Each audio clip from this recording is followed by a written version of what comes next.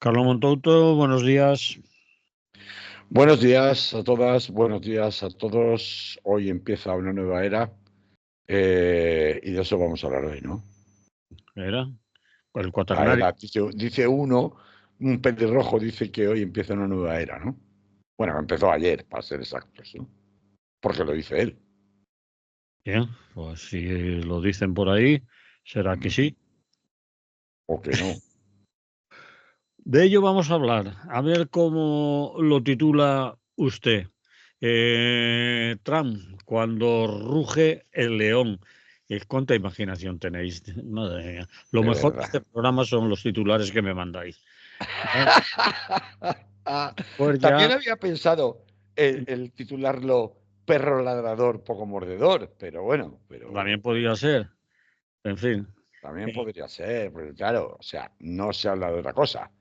La semana pasada, bueno, para la gente que tuvo oportunidad de escucharnos o que haya tenido la voluntad de hacerlo, la paciencia de hacerlo, estuvimos hablando en clave nacional. Sabes, Manolo, que aquí en este programa de los martes, pues, los martes o de cuando nos escuchen, solemos intercalar temas internacionales con temas nacionales, pero chicos, es que la actualidad esta semana viene cargadísima internacionalmente hablando con noticias verdaderamente importantes y bueno, pues esta semana, si la semana pasada fue en clave nacional, esta semana va a ser en clave internacional y claro, como digo, no se habla de otra cosa que de la investidura del 47 presidente de los Estados Unidos, el señor Donald Trump. Así que de eso tenemos que hablar, ¿no?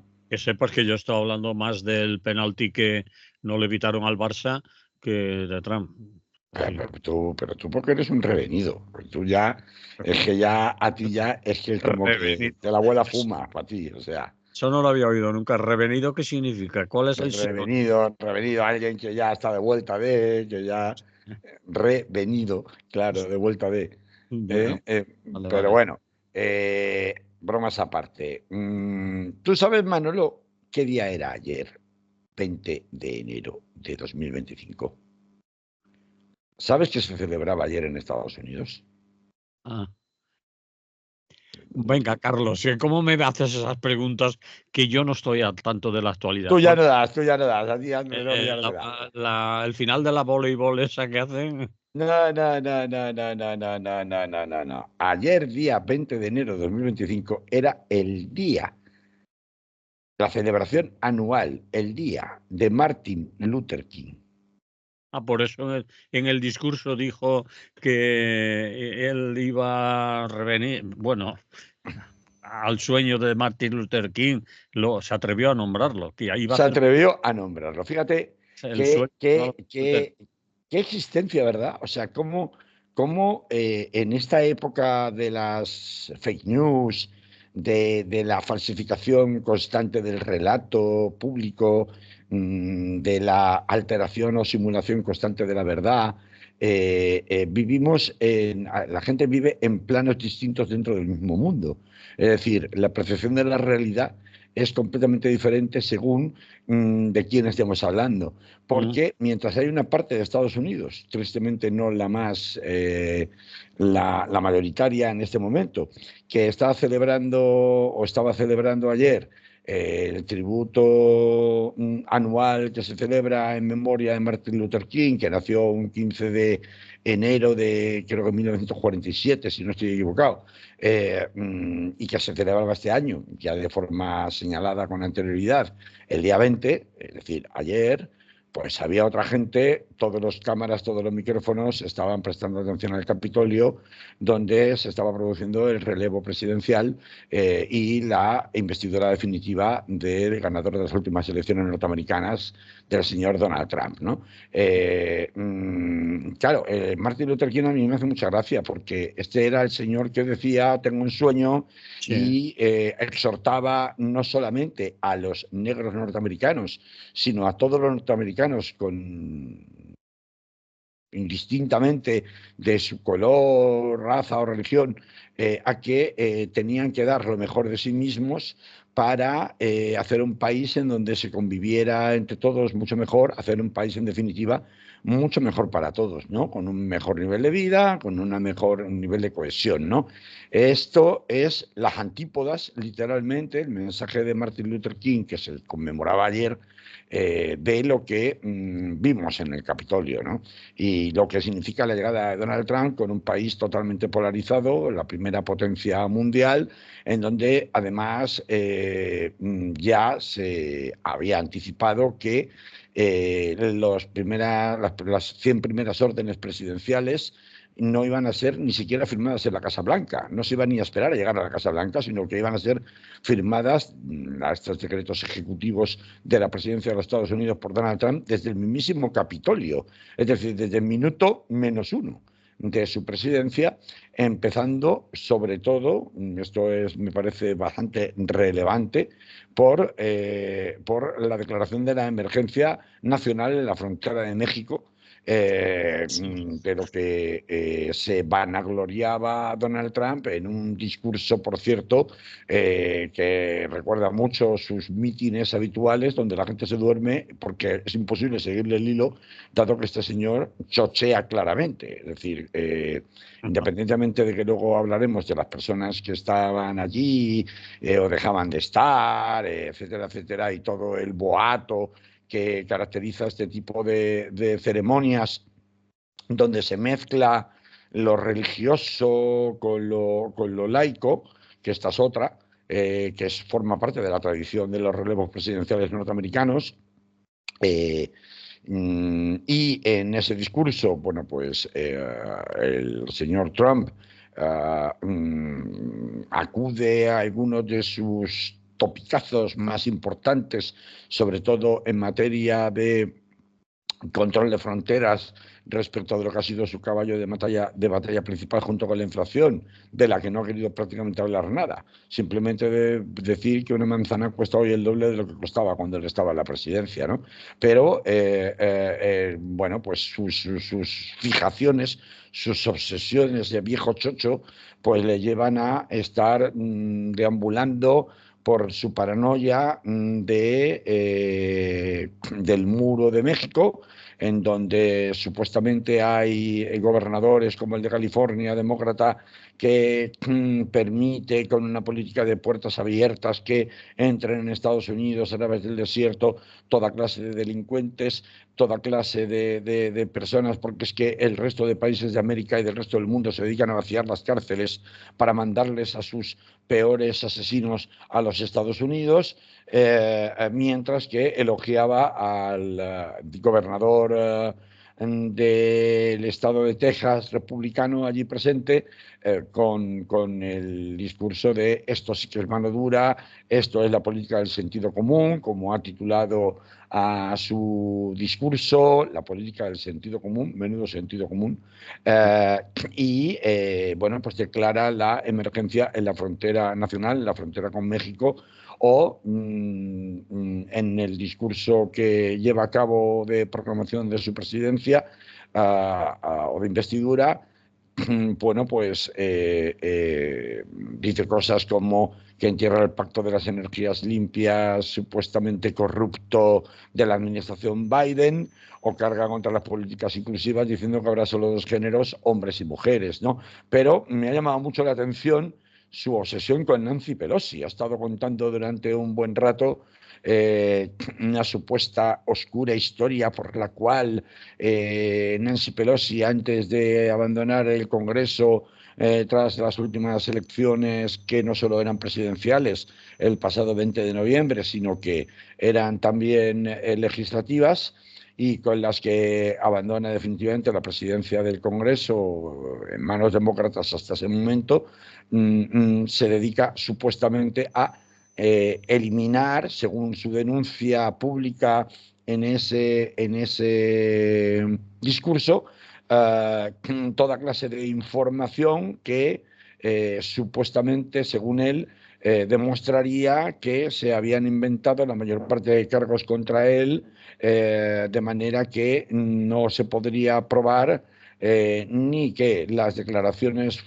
perdón, las elecciones anteriores, las que ganó en 2020 Joe Biden, fueron trampeadas, es decir, fueron trucadas, fue un tongo, ni tampoco la implicación del Servicio Secreto de los Estados Unidos y, en definitiva, del Ministerio de Justicia del Gobierno de los Estados Unidos en la fabricación de pruebas falsas contra él en los distintos juicios que se han estado manejando, ¿no? De todo lo cual sería responsable Nancy Pelosi. Bueno, Nancy Pelosi está fuera de la política demócrata norteamericana desde hace tiempo.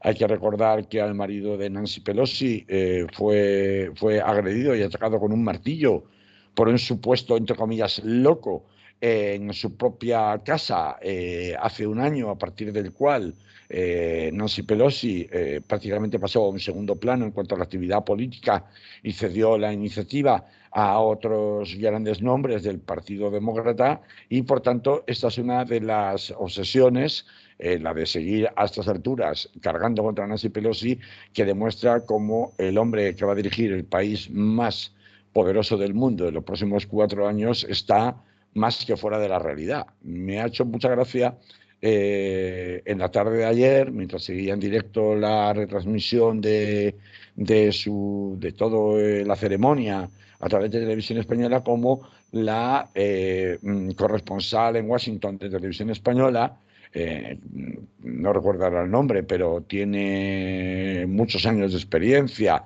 como corresponsal política de Televisión Española en distintos países del mundo, comentaba cómo los memes en Estados Unidos, de un tiempo a esta parte, vienen haciendo una caricatura por la cual representan a Elon Musk como el nuevo presidente, el presidente número 47 de Estados Unidos, y a Donald Trump como su consorte, es decir, como la primera dama de los Estados Unidos, ¿no? O sea, Elon Musk presidente y Donald Trump primera dama, ¿no?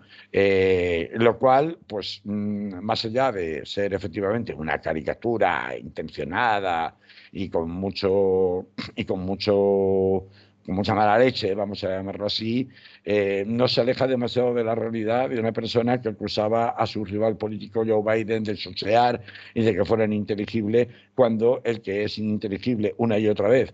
De hecho, se contaba que en sus mítines de campaña la mitad de su auditorio solía alargarse a mitad de sus interminables discursos, porque precisamente carecían de un hilo que pudiera seguirse a lo largo de 2 o 3 horas de meeting, y que es algo, una sensación que se ha ratificado claramente en el discurso que ha dado hoy.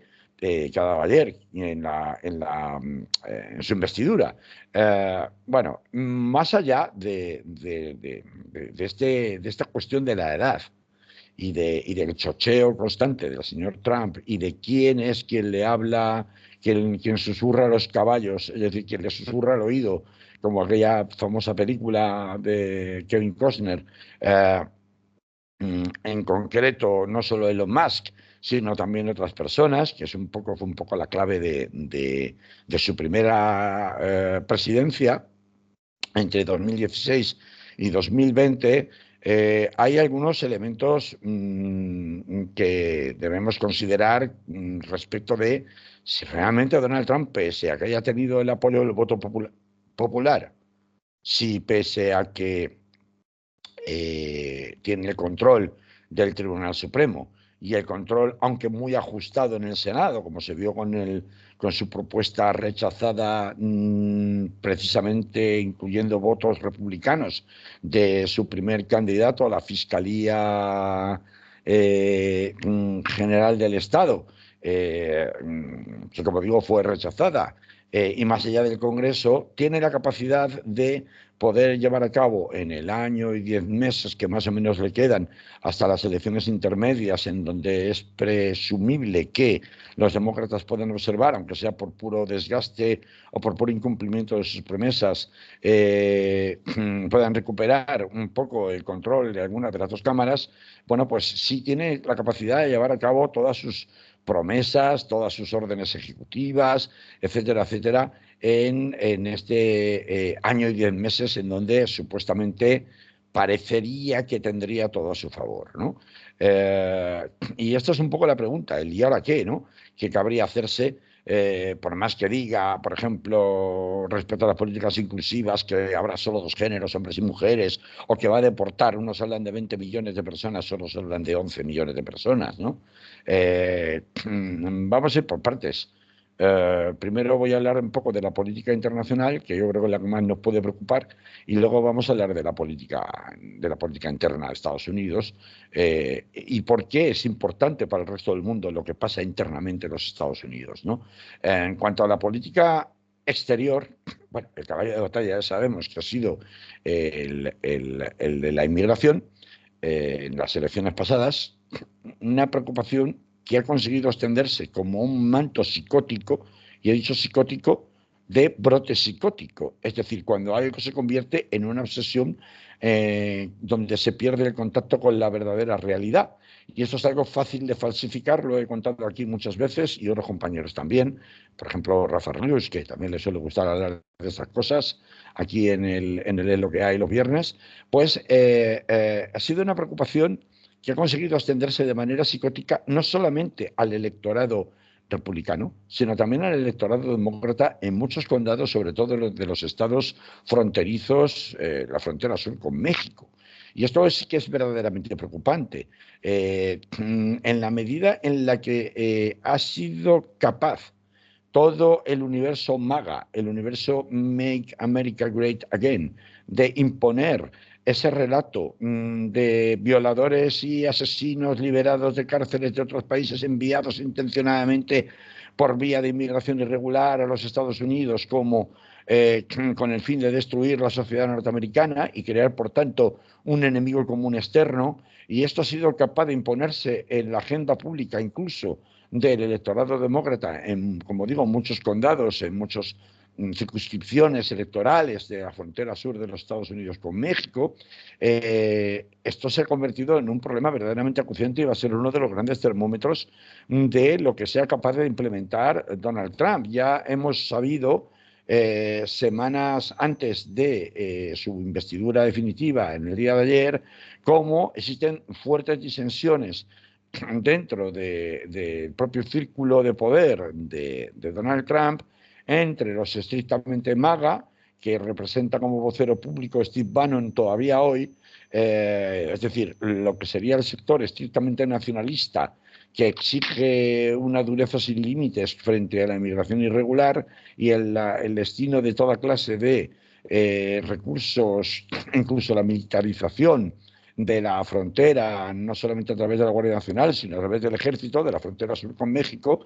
Esto tiene un contraste importante frente a los techies, como les llaman, a los tecnológicos, y eso tenemos que hablar sin duda ahora, encabezados por Elon Musk, porque he sabido que la mayoría de la industria californiana, de las grandes tecnológicas, que a través de lo que se ha denominado la gran rendición, se han alineado ahora con Donald Trump, cuando históricamente se habían alineado con las posiciones del Partido Demócrata y donaban cientos de millones a las candidaturas del Partido Demócrata, pues es sabido que toda esa industria, los techies, los tecnológicos, necesitan esa mano de obra barata procedente de México, aunque no sean mexicanos, y procedentes de otras partes del mundo.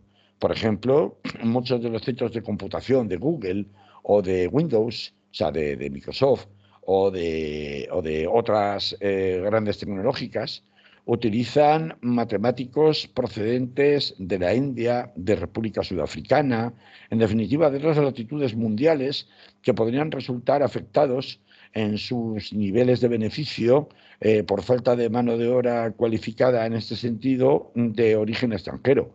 El enfrentamiento entre nacionalistas y tequis dentro del círculo de influencia de Donald Trump es una de las cosas que va a ser bonita de ver, porque una cosa es que de cara a la galería, que es típico de Trump, se hagan aparentes grandes redadas televisadas y se detenga a 1000 personas, por poner un ejemplo, ante las cámaras de televisión para dar una idea de que se está haciendo limpieza y de cara a su electorado, que se está haciendo, que se está actuando con mano dura, y de ahí la declaración de la emergencia nacional en la frontera con México desde el minuto 1 de su presidencia. Y otra cosa muy distinta es que luego de esos mil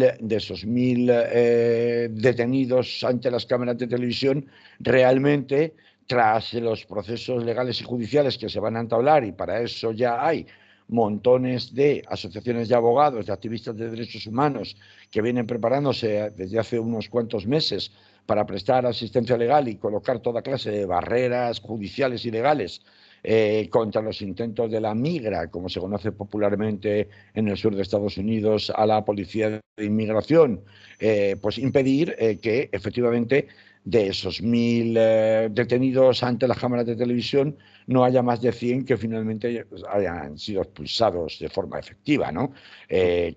Sí que es verdad que, por tanto, la capacidad de poder expulsar a tantísima gente, creando, por otra parte, una crisis humanitaria sin precedentes en la frontera norte de México, un país al que, bueno, pues Donald Trump se quejaba en su discurso de que le habían intentado nada más y nada menos que revender la construcción en México, lo cual es bastante chistoso. La construcción del muro, me refiero, es decir, de los kilómetros de muro que consiguió levantar durante el tiempo que fue presidente, pues ahora parece que en muchos casos esos kilómetros de muro habían sido levantados por iniciativa privada, y resulta que ahora, supuestamente, cuando han tratado de preguntar, bueno, ¿cómo hacemos para levantar más muro, por un lado, y por otro lado, cómo recuperamos el control de los kilómetros ya construidos, ¿no? Pues parece que se estaban revendiendo a precio de oro, ¿no? Vamos, típica especulación norteamericana de la ley del mercado, ¿no? De la que ahora resulta que curiosamente se quejaba Donald Trump cuando él ha hecho lo mismo sistemáticamente. Bueno, pues como digo, esta cuestión de la capacidad de una forma eficaz de expulsar masivamente a migrantes a los Estados Unidos, pues de los Estados Unidos hacia México, pues por mucho que le llamen recupere la campaña y haga pues el marketing político que les caracteriza en las televisiones con el eslogan de quédate en México, por parte del gobierno de Donald Trump, pues parece prácticamente imposible que sea capaz de llevar a cabo semejante campaña de deportación masiva. Eso sí, el miedo lo va a meter en el cuerpo a todos los migrantes que viven en situación más o menos regular, más o menos irregular en los Estados Unidos, y la posibilidad del abuso frente a los migrantes de una manera absolutamente impune y descontrolada va a aumentar exponencialmente, eso que no quepa ninguna duda. Pero tenemos que recordar, y eso es algo bastante llamativo, que el presidente norteamericano que más migrantes expulsó durante su presidencia fue Barack Obama, que después Donald Trump solo expulsó durante su periodo de presidencia de 2016 a 2020 a 2 millones de migrantes. Y digo solo porque es que durante el periodo de Joe Biden, de 2020 a 2024, Manolo, agárrate con esta cifra, 2 millones de Donald Trump, Joe Biden ha expulsado a 4,7 migrantes. Es decir, mucho más del doble. Sí que es verdad que esto, en ese periodo de tiempo de la presidencia de Joe Biden, concurrió un elemento, bueno, muy puntual, que fueron las disposiciones por las cuales, con carácter excepcional y por razones sanitarias relacionadas con la epidemia, con la pandemia del COVID, se podía expulsar a los migrantes de forma rápida, a los migrantes que o bien sufrieron la enfermedad o bien hubiera sospechas de que pudieran ser portadores de contagio. Y con esta excusa hubo una aceleración importante, sobre todo durante el primer año de presidencia de Joe Biden, en el número de expulsiones de las personas que habían cruzado ilegalmente la frontera, ¿no? Pero, con todo, siguen siendo más del doble de los que Donald Trump llevó a cabo la expulsión. Por tanto, cuando nos preguntamos si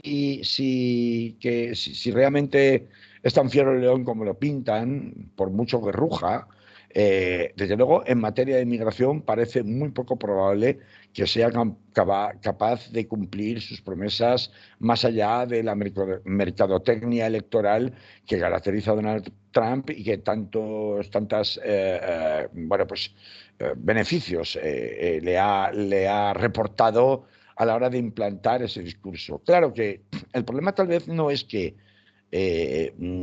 pueda pedírsele un nivel de eficacia de cumplimiento de sus promesas electorales, sino el problema real va mucho más allá de MAGA y de Donald Trump. El problema real, y con esto ya pues vamos un poco hacia lo que sería las repercusiones internacionales de su presidencia o lo que puede esperarse de esas repercusiones internacionales, el problema es que ha implantado en la agenda pública internacional el discurso cada vez más atroz de la demonización de las migraciones. Y esto es una semilla de maldad que se extiende tanto por los gobiernos latinoamericanos y las opiniones públicas latinoamericanas, que ya es el colmo de los colmos, como también, por supuesto, en Europa. Y de ahí, no tanto por una cuestión ideológica como en cuanto a una cuestión simbólica, la presencia precisamente en su acto de investidura, ceremonia de investidura, de lo peorcito de la realeza europea, de la realeza ultranacionalista he dicho, europea. Y ahí está Víctor Orbán, ahí estaba Santiago Abascal, ahí estaba Nigel Farage, ahí estaba la presidenta de Alternativa por Alemania, y ahí estaba Giorgia Meloni. Bueno, en definitiva, Orbán al final no fue, porque parece que tenía problemas de agenda, pero como si hubiera estado, no es importante que estuvieran o no estuvieran. También estaba invitado Xi Jinping, y Xi Jinping no fue, pero sin embargo mandó a un dignatario de máximo nivel de China por primera vez en la investidura de un presidente de los Estados Unidos, ¿no? ¿Qué significa esto? Pues lo que significa es que implantar como semilla de maldad este discurso de una manera global entre los aliados implica, entre otras cosas, debilitar y dividir a los aliados. Por ejemplo, sabiendo que el grupo parlamentario europeo de ultraderecha es el tercer grupo más importante, más influyente dentro del Parlamento Europeo, y que la mayoría de todos ellos son, por no decir todos, son euroescépticos, implica naturalmente reforzar precisamente la línea del euroescepticismo y dividir las políticas que en un momento dado se pudieran adoptar frente a una línea más abierta, más garantista de los derechos humanos por parte de la Unión Europea, con arreglo a su Carta de Derechos Fundamentales, pues reforzar esa división por el lado euroescéptico de ataque precisamente a esa línea clásica de respeto a los derechos humanos de la Unión Europea y, por el contrario, implementar un ultranacionalismo proteccionista y, en definitiva, supremacista, blanco, católico, cristiano, etcétera, etcétera, que caracteriza como denominador común a todas estas posiciones populistas que cada vez tienen más fortaleza dentro de la Unión Europea y de sus opiniones públicas, recordemos. No solo es si tienen más o menos escaños, y de sus opiniones públicas, de manera que sea un relato que vaya ganando cada vez más terreno dentro de la propia Unión Europea. Y claro, una Unión Europea dividida es una Unión Europea más débil. Y una Unión Europea más débil es una Unión Europea con la que puedes negociar desde una posición de fuerza mucho mayor que la que tendrías si estuviera unida. No solamente en esta materia, sino en otras materias. ¿Qué va a hacer con la Unión Europea en relación, por ejemplo, con su participación en la OTAN, cuando le está pidiendo que tiene que subir su aportación en gasto militar al 5% y la mayoría de los países no llega ni al 2%? Por ejemplo, Giorgia Meloni está en el 1,5% solo, pese a que le ha invitado y que se supone que es de su cuerda? Pues ¿qué es lo que va a hacer? Cuando resulta que Estados Unidos, ni siquiera Estados Unidos destina un 5% de su presupuesto interior bruto a la inversión en gasto militar, destina un 3,5%.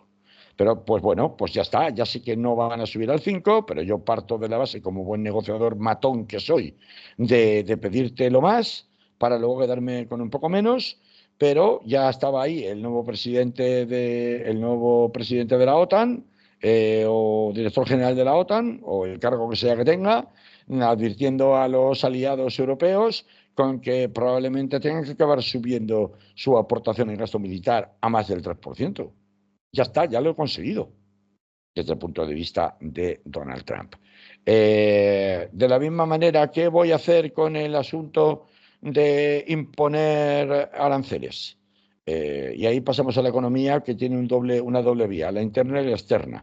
Desde el punto de vista, ¿va a conseguir imponer aranceles del 60% a China, por ejemplo, con los coches eléctricos, para beneficiar al presidente de facto de los Estados Unidos, que sería Elon Musk, según el meme que hemos contado? ¿Lo va a conseguir? Pues muy probablemente no lo consiga. La invitación a Xi Jinping, aunque no haya finalmente acudido, pero haya mandado a un dignatario de máximo nivel del Partido Comunista Chino a la investidura, ya da pie a entender que, bueno, pues que sí, TikTok se ha ido a negro justo un día antes, el domingo, en Estados Unidos, pero ya estoy diciendo lo mismo Pero que hice con la guerra comercial anterior. Dime, Manolo. solo un ratito, porque TikTok se volvió a reactivar a las pocas horas. Claro, pues solo un ratito para decir, mira, te puedo cerrar, pero ya ha dicho Donald Trump que les va a dar una especie de prórroga de Ya. 3 meses. ¿Por qué te doy una prórroga de 3 meses? Porque primero te demuestro lo que puedo hacer y luego, bueno, pues lo que hago es que, como te he demostrado, te he hecho una demostración de fuerza de lo que soy capaz de hacer, ahora vamos a negociar desde esta posición de fuerza donde te he demostrado lo que puedo hacer. Claro, vamos a ver, esto es como con México. México es el país más importante desde el punto de vista de exportaciones a Estados Unidos, o mejor dicho, Estados Unidos importa sobre todo de China y de México actualmente. Vamos a ver, hundir la economía de México con un éxodo masivo de migrantes que genera una crisis humanitaria de proporciones incalculables, no solamente debilitando la propia economía norteamericana, sino imponiendo aranceles a México por cualquier motivo, y además hundiéndola por la presión demográfica migratoria, tanto que le viene a México del resto de países de Centroamérica, como desde el norte por la devolución de Estados Unidos. Por ejemplo, las citas que había a través de la aplicación para solicitar asilo y refugio el mismo día de la investidura, el lunes, en la frontera de México con Estados Unidos, fueron bloqueadas y suspendidas ese mismo día. Y todavía ni siquiera había sido investido oficialmente, había prestado juramento a Donald Trump y ya se habían suspendido. Bueno, pues el realizar esta clase de movimientos, como con el tema de los aranceles, al final revierte como un boomerang contra los propios consumidores norteamericanos, en donde ya veremos si, lejos de contener la inflación y lejos de abaratar la cesta del coste de precios al consumo, la cesta de la compra, por el contrario se va a incrementar.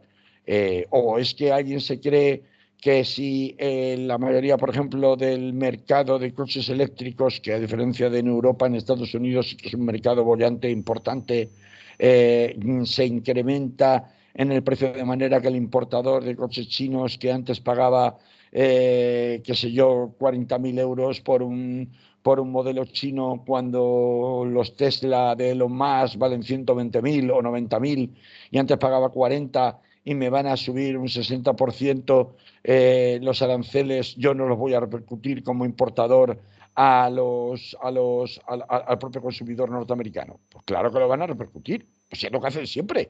¿Qué se hace por toda clase de distribuidores y de revendedores cuando hay incrementos de precios provocados artificialmente por la intervención en el mercado de unas tasas superiores o de unos impuestos superiores? Repercutirlos automáticamente en el precio. Entonces, es muy dudoso que la política económica estadounidense que precona Donald Trump en materia de imposición de aranceles como posición negociadora para obtener ventajas en el exterior vaya a tener los resultados que supuestamente pretende, por mucho que diga que hoy empieza o ayer empezaba la edad de oro de los Estados Unidos, ¿no?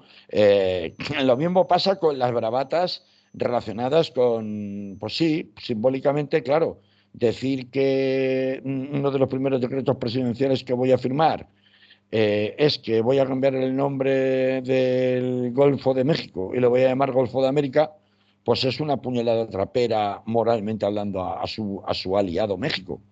Pero decir que me voy a anexionar Canadá o me voy a anexionar por la fuerza el canal de Panamá o todavía peor, me voy a anexionar, incluso si fuera necesario por la fuerza, Groenlandia, pues alguien en su sano juicio puede pensar que Donald Trump podría movilizar al ejército norteamericano para invadir contra un país de la Unión Europea y de la OTAN como Dinamarca, Groenlandia. Pues no, pues no. ¿Pero por qué hago esto? Pues porque estoy tratando de justificarme en el sentido de explicar cómo, pues a la hora de negociar, voy a dividir la opinión de Estados Unidos, perdón, la opinión de Groenlandia, de los groenlandeses, voy a auspiciar, esto ya lo han hecho con anterioridad, pues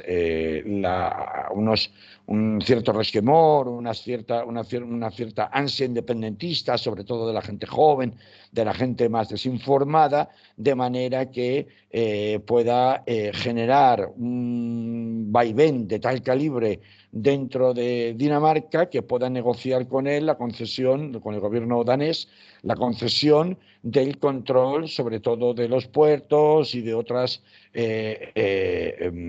recursos naturales de un territorio tan rico como Groenlandia. Como muestra un botón. Hace un par de semanas salieron unas imágenes de una visita del hijo de Donald Trump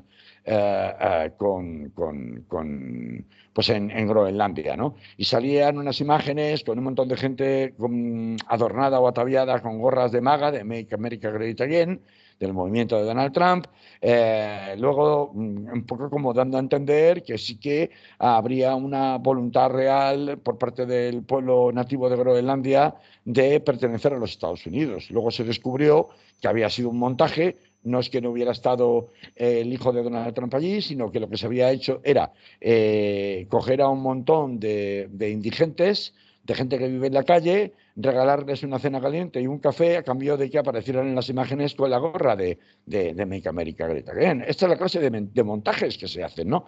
Unos montajes a los que va a contribuir, y esto es uno de los otros grandes peligros, y con esto acabaría esta parte y casi con el programa, bueno, pues a la que contribuye poderosamente la gran rendición de las tecnológicas norteamericanas. Es decir, yo la imagen con la que más me quedo de toda la ceremonia de inauguración es la bochornosa imagen de el hijo de Donald Trump departiendo amistosamente, como si se conocieran de toda la vida, con Jeff Bezos, el ex dueño de Amazon y actual dueño nada menos que del Washington Post. Qué vueltas da la vida, de verdad, como Martin Luther King, que se habrá revuelto en su tumba tras escuchar cómo manoseaba su nombre un personaje como Donald Trump. Pues los pobres que desvelaron, periodistas que desvelaron el escándalo Watergate a través del Washington Post, saber que ese periódico, que ha sido una de las cumbres de la democracia y de la libertad de prensa norteamericana, esté en manos de personajes tan siniestros como Jeff Bezos, da mucho que pensar. Pero también estaba allí Sam Altman, que es el CEO de la inteligencia artificial. Y también estaba Mark Zuckerberg. Y Mark Zuckerberg está haciendo proselitismo para convencer, había organizado una cena específica al margen de la cena de Donald Trump o después de la cena de Donald Trump, una ceremonia, una reunión a la que ha invitado la mayor parte de los magnates de la industria de Silicon Valley, justamente para venderles las bondades de defender una supuesta libertad de expresión a base de o instarles a que sigan el mismo camino ya iniciado por él de, al igual que ya hizo Elon Musk en su día, suprimir los moderadores de contenido de manera que puedan campar a sus anchas los discursos de odio, las fake news etcétera, etcétera. Es decir, esto que sirvió en su momento para declarar por escrito a Donald Trump tras el asalto al Capitolio en 2020 es justamente lo que ha saltado por los aires en lo que se llama la gran rendición, y es otro de los grandes problemas que nos vamos a encontrar de calado más allá de la figura histriónica de Donald Trump en estos próximos 4 años, que es principalmente la imposición de este discurso en donde no existen prácticamente barreras críticas en la opinión pública frente a la divulgación permanente de la mentira, del insulto y del odio como estrategia o herramienta política y de poder, ¿no? Así que, bueno, pues un poco esto es lo que quería venir a contarnos, probablemente el león no es tan fiero como lo pintan, en cuanto que va a ser incapaz de llevar a cabo semejantes ambiciones, semejantes despropósitos, al menos no en su totalidad, pero el gran peligro es que va a permanecer probablemente en función de la profundidad de los cambios que pretende llevar a cabo Donald Trump en su nueva presidencia, va a permanecer muy probablemente, sabiendo que además es su última presidencia, su legado, un legado absolutamente venenoso, absolutamente lleno de odio frente precisamente a las personas más desfavorecidas, tanto interna como externamente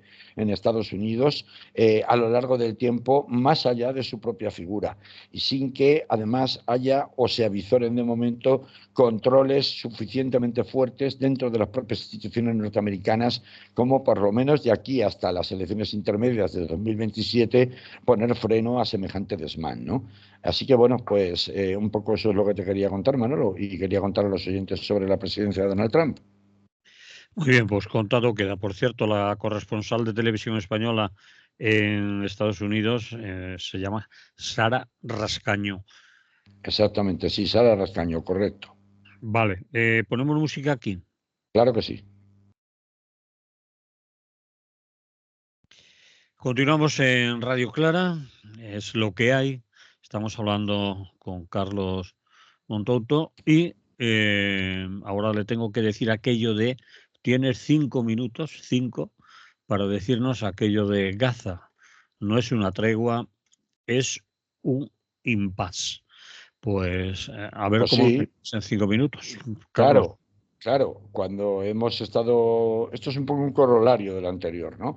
Mm. Cuando hemos estado hablando de lo que puede esperarse de la presidencia en los próximos 4 años de Donald Trump, me he dejado a propósito fuera del análisis tanto el tema Putin-Ucrania como el tema Gaza-Israel. De Putin-Ucrania, quién sabe. Hay que ver, hay que esperar y ver porque Putin no tiene ninguna, no sé qué le va a poder ofrecer Donald Trump que no suponga una rendición absoluta a las ambiciones anexionistas del señor Putin, que haga que Putin le convenga, le interese cambiar su situación actual en la guerra por un acuerdo de paz, ¿no? No veo cómo Trump puede vender la moto internacionalmente a Occidente de que ha conseguido un acuerdo beneficioso para Ucrania y para el mundo, cuando las ambiciones de Putin y las condiciones que Putin pone para un alto el fuego son, entre otras cosas, algo irrenunciable, como por ejemplo que Ucrania nunca pueda entrar en la OTAN ni en la Unión Europea, más allá de las ambiciones territoriales, de si me quedo esto, me quedo este otro trozo, me dejo de quedar, ¿no? Al margen de Crimea, hablo. Por tanto, está por verse, es una incógnita. Y eso de que la guerra de Ucrania la pague la Unión Europea, pues es evidente que no puede ser.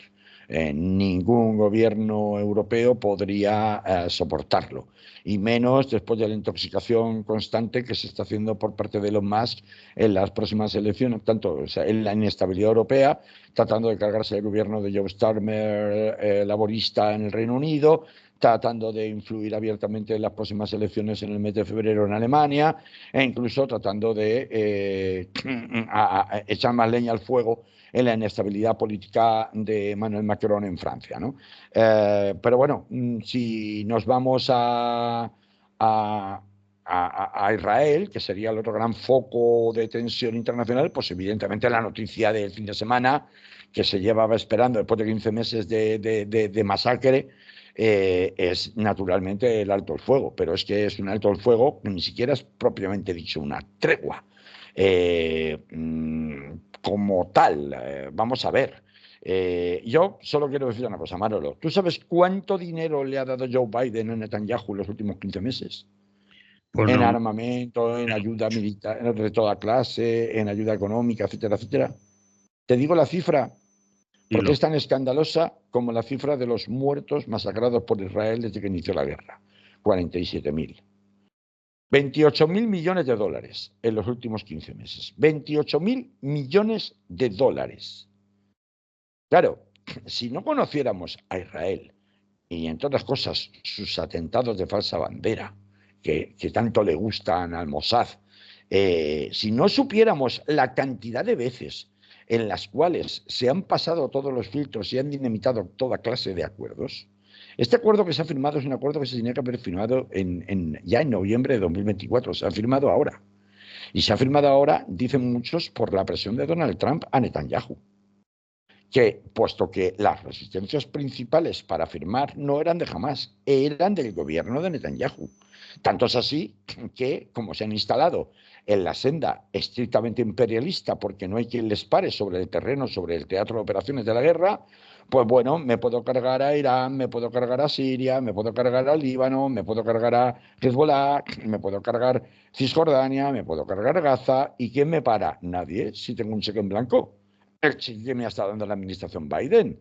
Esto es el 10 de junio de 2024, el Consejo de Seguridad de la ONU dictó una resolución, la 2735, que es literalmente, dice literalmente lo mismo que el acuerdo de alto el fuego que se acaba de firmar ahora. Pero claro, es un alto el fuego, como sabréis, o la mayoría de la gente sabrá, es un acuerdo en 3 fases, ¿no? Durante 45 días se intercambian rehenes por prisioneros, se permite la entrada de ayuda internacional, humanitaria internacional, y a partir de ahí se entra, si se ha cumplido, en una segunda fase en la cual ya empezamos a hablar sobre todo básicamente de la reconstrucción de infraestructuras civiles vitales como escuelas, hospitales, conducciones de agua, de luz, etcétera, etcétera.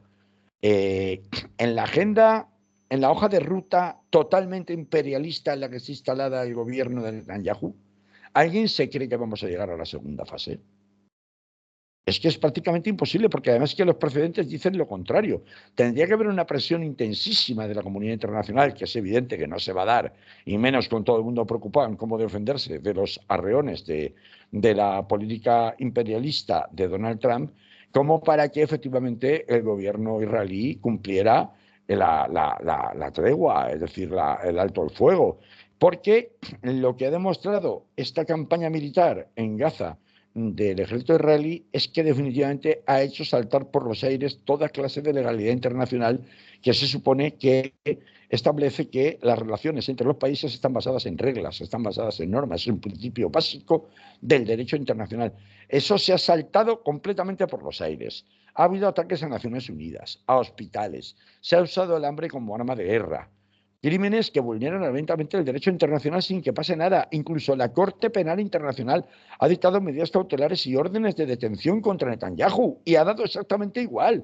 Hasta el último minuto antes de declararse formalmente el alto el fuego, que además se retrasó 2 o 3 horas más por el lado israelí hasta aplicarse, Israel, como hace siempre que va a haber un alto el fuego, intensificó todavía más su potencia mortífera de bombardeos en la zona de Gaza.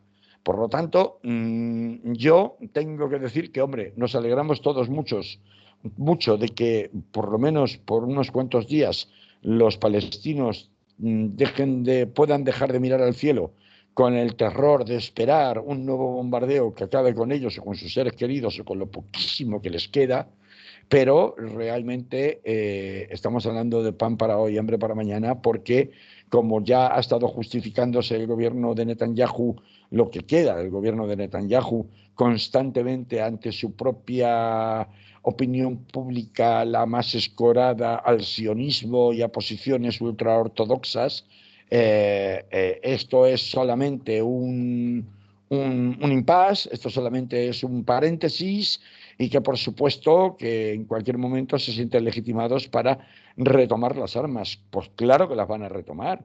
A mí de qué me vale que devuelvan 1.000 presos si al día siguiente, 1.000 presos palestinos, si al día siguiente vas a hacer una racia en Hezbolá y vas a detener a otros 1.000 aleatoriamente a uno que pasaba por la calle. Es decir, esto es indiferente. Mientras no se llegue, y evidentemente en esta política de alto el fuego y en este acuerdo con influencia turca, catarí y egipcia en cuanto a la mediación, no se plantee la negativa actual y sistemática de Israel a la existencia de un Estado palestino y se abandone la política de tierra quemada y de anexionismo imperialista tanto de Gaza como de la propia Cisjordania e incluso pues de los Altos del Golán, por poner un ejemplo, como ya se ha visto, porque ancha es Castilla y no hay quien me pare y por tanto lo hago porque puedo y vamos a aprovechar ahora que podemos. Mientras esto no ocurra, las posibilidades de que este alto el fuego se convierta en una tregua más o menos indefinida y estable son mínimas, por no decir inexistentes. Así que mucho cuidado con lo que vaya a pasar a partir de ahora, en particular, qué tipo de apoyo público y privado da el gobierno de Donald Trump a las posiciones imperialistas del gobierno de Netanyahu y de las posiciones más sionistas de la política israelí, pero, en fin, las esperanzas son halagüeñas, eso sí, por lo menos a ver si es verdad que un poco de ayuda humanitaria en condiciones puede entrar a una gente que está en una situación tan terrible que es que ya muchas veces ni es noticia. Y con eso, Manolo, pues tenemos que terminar. Sí, señor. La semana que viene volvemos a hablar, volvemos a contar más cosas y seguirán siendo de actualidad, seguro que estas de las que estamos hablando. Así que, Carlos, hasta entonces. Hasta entonces, hasta la semana que viene. Salud.